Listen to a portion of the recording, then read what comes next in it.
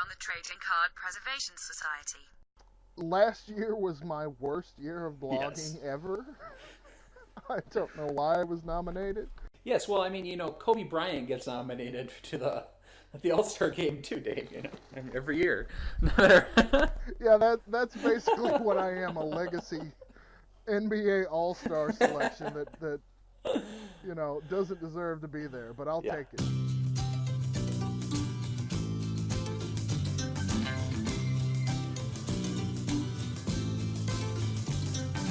We are the Village Green Preservation Society. God save Donald Duck.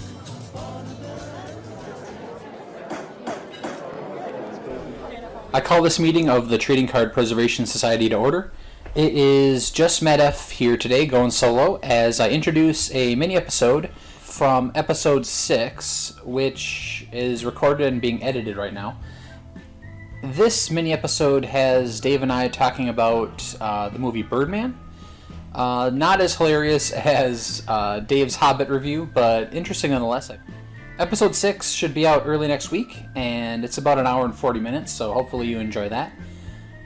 As always, you can find the podcast on all sorts of places. iTunes, Libsyn, Stitcher, our Facebook page. We post full episodes on YouTube now. I think for episode 6 we're also going to be doing smaller clips, like highlights, best of.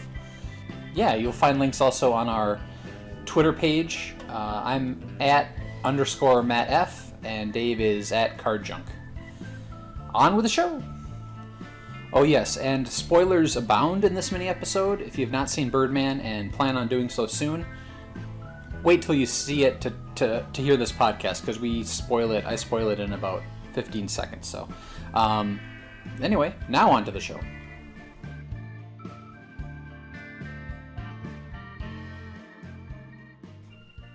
So, tonight you watched, I don't know if you're prepared to give a review of Birdman. Yep, finally watched Birdman. Slight spoilers.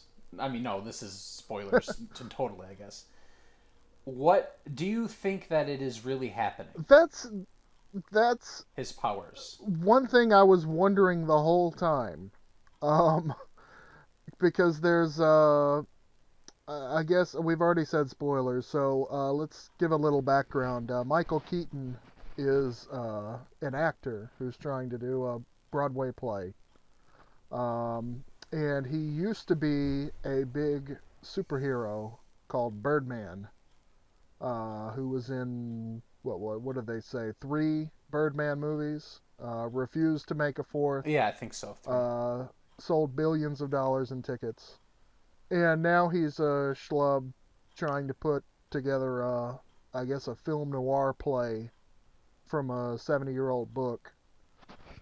And throughout the film, Keaton seems to have superpowers. So I guess... yeah. He can levitate, he can throw things. He can throw a punch, that's for sure. Apparently he might be able to fly, I don't know, but that's... Yeah, that's the... Yeah, I mean, I'm in disagreement with my wife on this one. She feels that the ending in which he goes out a window, his hospital window, and is he dead, or is he or did he fly away? And I'm 100% behind that he flew away, and that everything that we've seen is real.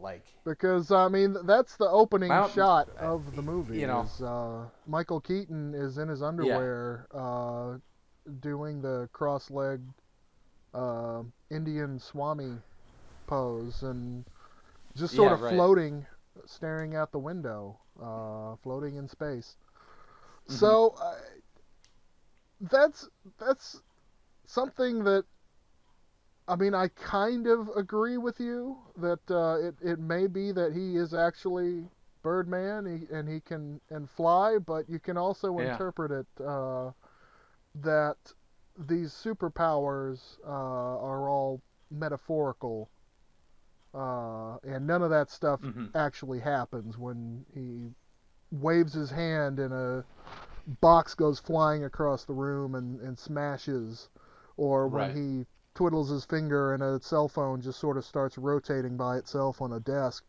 You can say, that's a superpower, but you can also say he's just doing that, and this is kind of a symbol of, is he still Birdman? Is he a superhero, or is that just Hmm. a metaphor for his acting? Uh, you know, because somebody who sells billions of dollars worth of tickets is kind of a superhero in today's world. Yeah. But the thing that I was really struck, and I mean, I know this is kind of why uh, Michael Keaton got the part, but it's the fact that he is Batman. Kind of adds to the Right. whole movie because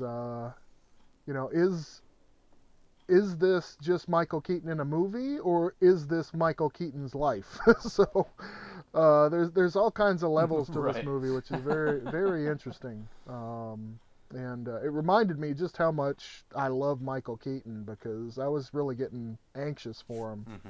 at the end, especially when I realized he was going to grab a loaded gun, which was kind of telegraphed Right. by Ed Yeah. Norton's character complaining that he was using a fake gun with a orange plug at the end, and to use something more realistic.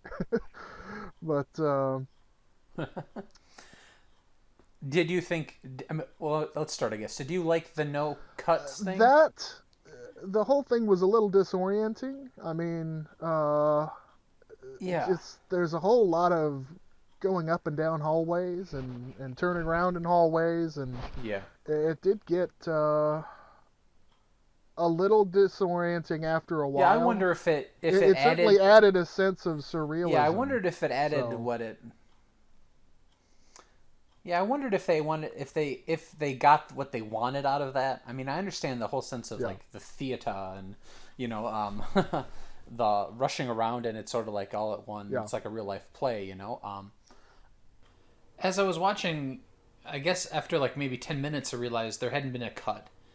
But some movies start that way with a big, like let's say Boogie Nights, or it starts without a cut for quite a long time. And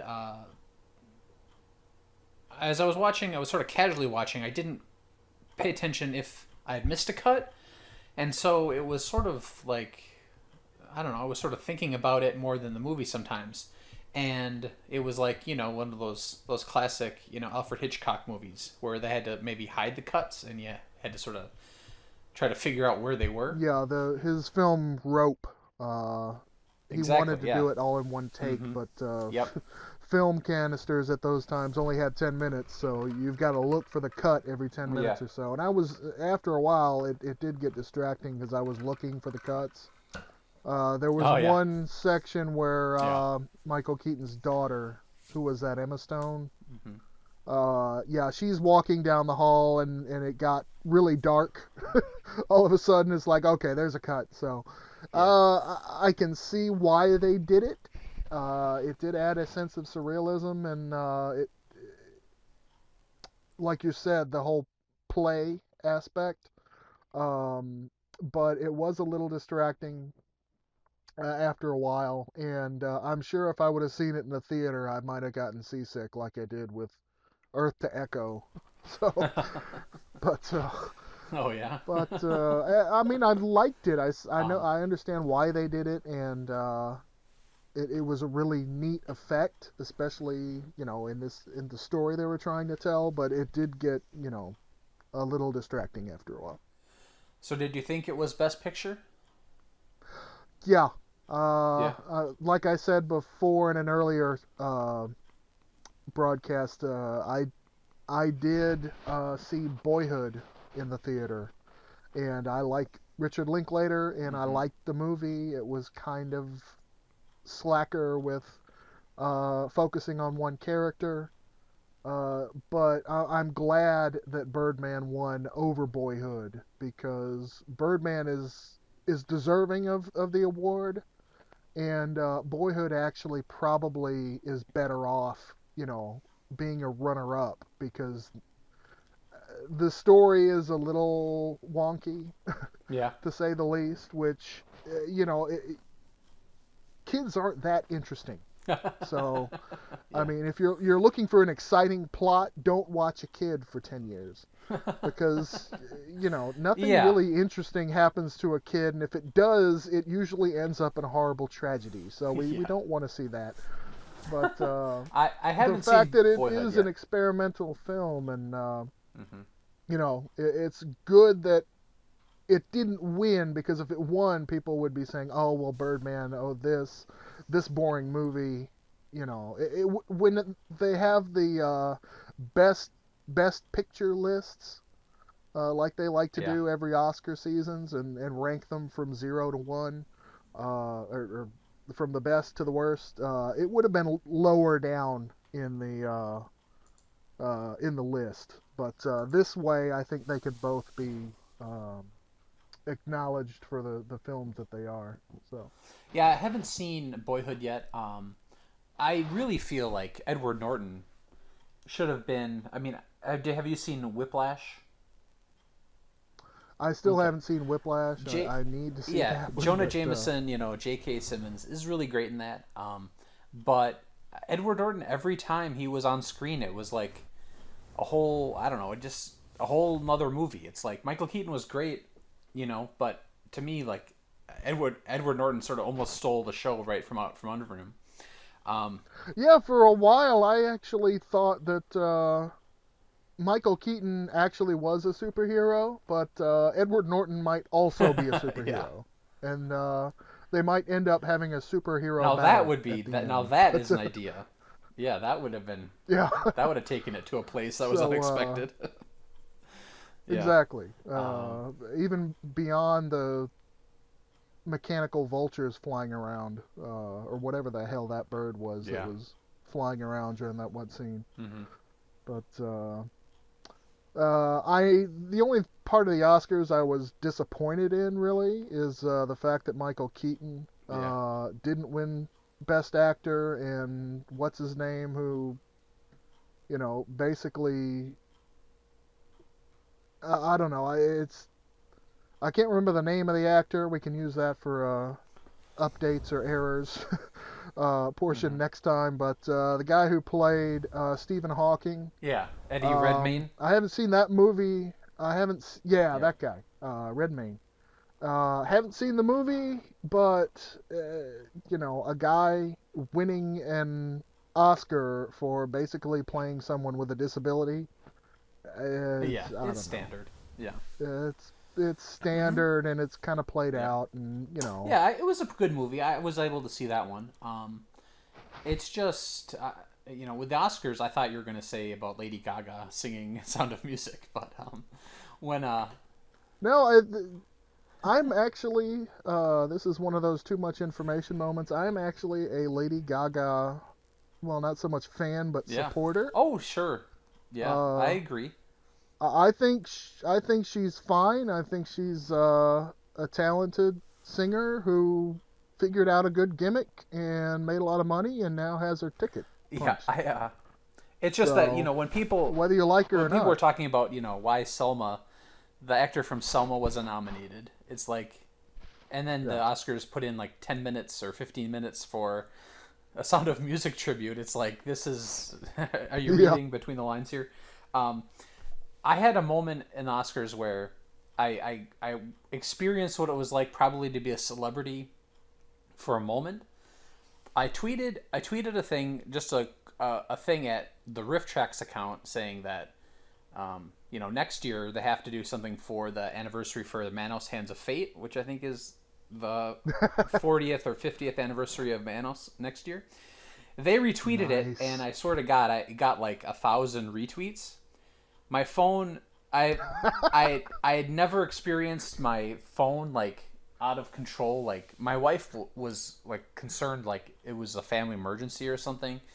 Like it was so it was Nice. like for like 2 hours it was constantly going. It's just your phone Yeah, melted. it's like I Oh can't man. imagine what a Twitter account management is for like a celebrity who has multiple Oh thousands yeah. of accounts. and people want to talk to them. Yeah, you turn your phone off, Yes. or the intern turns the phone off onto Or silent. you don't track whatever's happening on Facebook or Twitter. Exactly. Birdman highly recommended, I guess will say in Yes, summary. I would recommend Birdman. So, although you need to watch it probably more than once, because Yeah. there's a lot to think about in that movie. yeah, I imagine there's some interesting outtakes or interesting bonus features whenever it comes to Blu-ray.